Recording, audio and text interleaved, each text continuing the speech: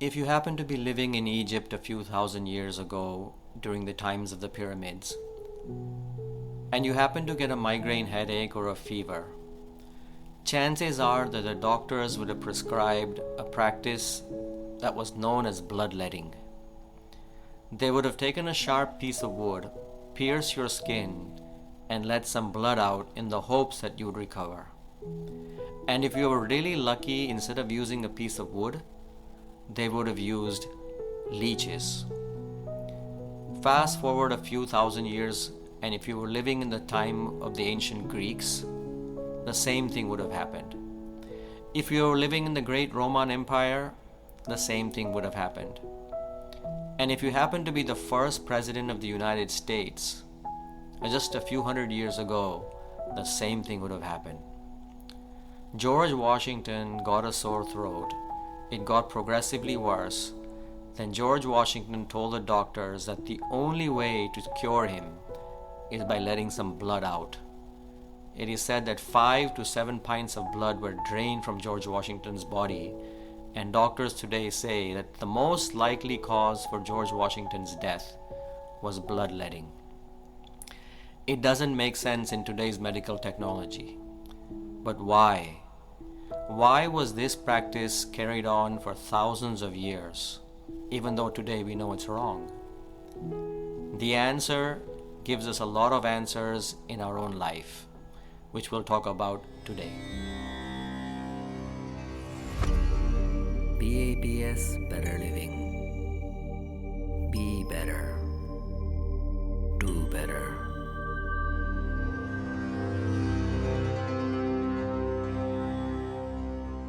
श्री स्वामीनारायण भगवान जय, अक्षर पुरुषोत्तम महाराज जय, गुणातीतानंद स्वामी महाराज जय, प्रमुख स्वामी महाराज जय, महंत स्वामी महाराज जय. Bloodletting was a mistake because the model was the mistake. It was believed that the blood itself was the problem, but now we know that it is the disease in the blood that is the problem. Now we know that it's the bacteria and the virus that is in the blood that causes disease. The power of paradigms, the power of models. Have the right model and we can live a better life. Have the wrong model and life can become painful. If you happen to visit Swaminarayan Akshardham in New Delhi, the very first diorama in the exhibition depicts a very powerful model for life. It shows a half-carved man carving himself out of a piece of rock. The man is carving and chipping and chiseling away, trying to shape himself. He has a choice. He can leave himself as he is into a semblance of a man, or he can continue shaping it and smoothing the rough edges, so he becomes literally a work of art. He becomes so beautiful that even others can emulate him. The model shows that we are the stone, we are the chisels, and we are the sculptors, needing to shape our own lives into a work of art. If that is to be the model, then the question we must ask is, what are the tools of the trade? What are the chisels and the hammers we can use to shape our own lives into a work of art? The first tool we can use are paradigms.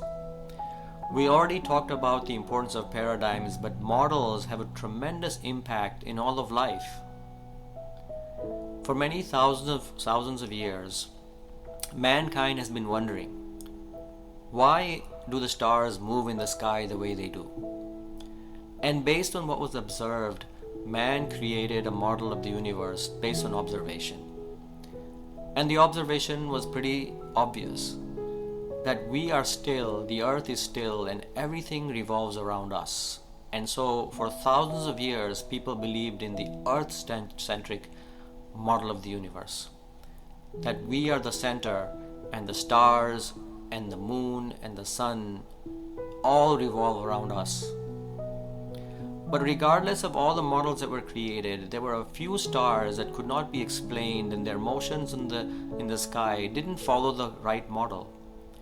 And no matter how people tried to change the models, those stars could never be explained. Enter Copernicus in the 15th century, a Polish man. He made what is known to be the Copernican revolution of the model of the universe.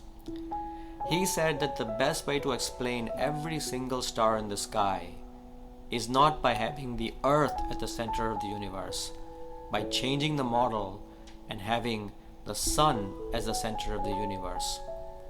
Change that model and every single star in the sky can be explained, and even the planets which we know today to be revolving around the Sun could also be explained. The model changes everything. If we don't have the right model, then there'll be always some problems. The right model. What is the right model we should have for life?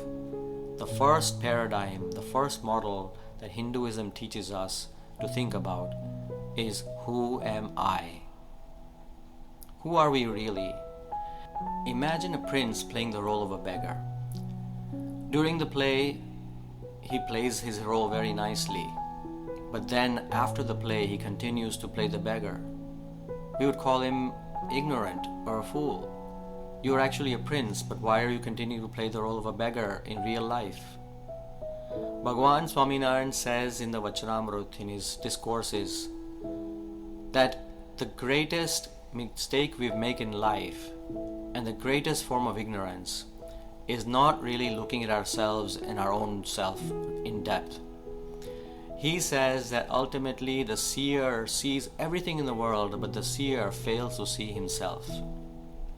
And so Hinduism talks about one of the most important paradigms of life. Who are we? Hinduism says that in reality, what appears to be the body as what we are is not really what we are. In reality, we are the Atma, not the body. The body dies and the Atma is immortal. A totally different perspective from what we can observe in life. Why is this so important? Because first of all, it totally changes our perspective on life. If we are the body, then death is the end. But if we are not the body, then we better think about a longer term strategy. In Hinduism, there is a very beautiful story of a king by the name of King Bajan. A very wealthy king. In fact, it is said that 999 camels were used for his kitchen alone. And he was very happy. One day while his caravan was going through the desert, it just so happened that everything stopped. King Bajan got down from his camel and ultimately went to see what the problem was. Why did the caravan stop? He asked his soldiers that what's happened, why is the caravan not moving? The soldier said that, King, Your Highness, it just so happens that a camel has died, and see, you can see the camel right here. King Bajan said to the soldiers that, what is dead? The camel looks to be perfectly fine. It has 4 legs, it has eyes, it has a face. What's dead? Ultimately, the soldiers told the king, that Your Highness, the spirit has left its body and so it is no longer alive. King Bajan said that if that is the course of action for every single being on this earth, then what is the point of me being a king and continuing to live this kind of life? He ultimately realized the ultimate perspective of life, that it's not just about the body, it's about the spirit, who we really are.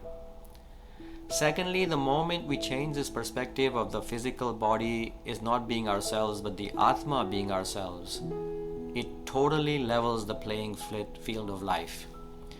Because in reality, the Atma is not rich or poor. The Atma is not black, it's not white, it's not brown, it's not yellow. Everyone is the same.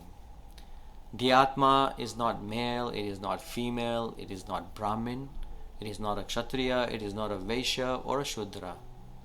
The Atma is not ugly and nor is it beautiful. Everyone is the same. the playing field becomes totally even for everyone. But even though Hinduism teaches us that we are not the body, we are the Atma, Hinduism also tells us that in reality we should not neglect the body either, because it is a tool to be used to higher ends. It tells us that the body is actually priceless. It is achieved after many, many thousands and millions of births and rebirths. But it also tells us that the body is also temporary, that it can die at any moment, and so it should be used wisely. In Bhuj, India, in 2001, on January the 26th, the Republic Day of India, the people of the city were enjoying life as usual, about to celebrate Republic Day. But just in a matter of 45 seconds, when an earthquake occurred, countless lives were changed forever, just in a matter of 45 seconds. Over 13,000 people died, and hundreds of thousands of people were injured and homeless. Just a few seconds can change all of life. We must take life to be very temporary and sensitive, not waste our body. On December 31st in 2019, a small new virus was detected in a city called Wuhan in China. And the rest is history, which we've all experienced. The whole world was changed, maybe forever, in just a matter of months. Hinduism teaches us that when we realize that we are not the body, that we are really the Atma, it totally changes our perspective of life. It helps us remove procrastination from life, that we need to make sure that we use life wisely and not waste it. The second paradigm that Hinduism helps give us is a perspective of now and eternity. It answers the question of why, which is more important than the what and how of life. Because think about it, science tells us the what and how of life, but not the why of life. We know what the body is. We know about the brain, the heart, and the liver, and the kidneys. We know about the nervous system and the digestive system and all the systems of the body. We all know how the body works, and we know what it is. But more important is, why are we alive? What is the difference between us and a piece of rock? Hinduism tells us the big picture of life and what the purpose of life is by telling us about the 4 basic goals of life. The big perspective of life, that the goals of life are dharma, arth, kam, and moksha. It talks about arth being basically a goal of life, that earning money, arth meaning money, is necessary. Money is not the root of all evil. It is necessary for us to earn money, to live life. It also talks about kam to be a goal of life. Our desires and ambitions are okay to pursue in Hinduism. But it also qualifies arth and kam with the third goal of life, dharma.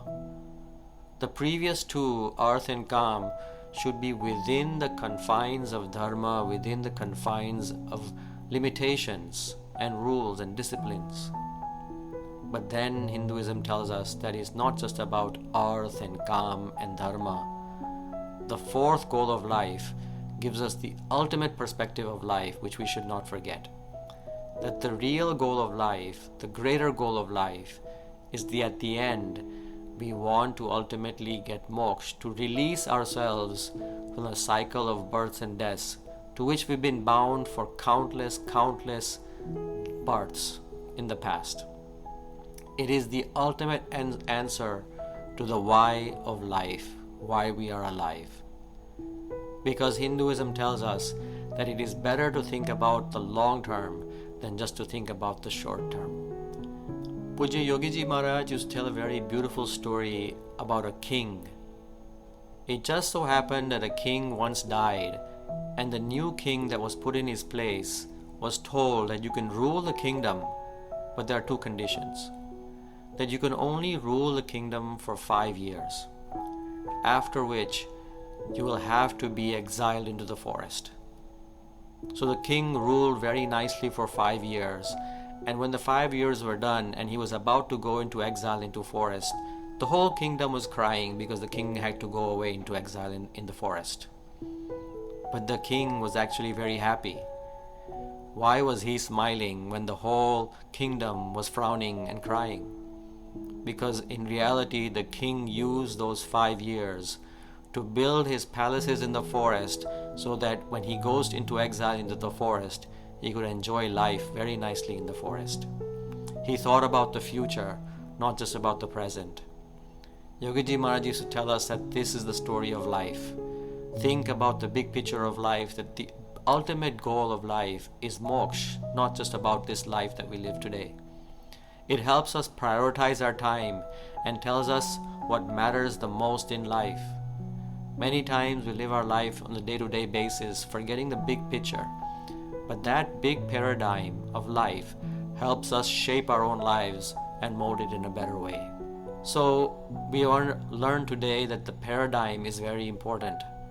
Hinduism tells us the paradigm of the body and the Atma and who we are and why we are. But one important thing that we have to understand, that a paradigm is not enough. The map is not the territory.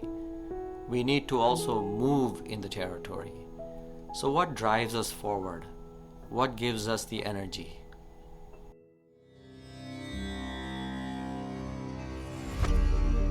BABS Better Live.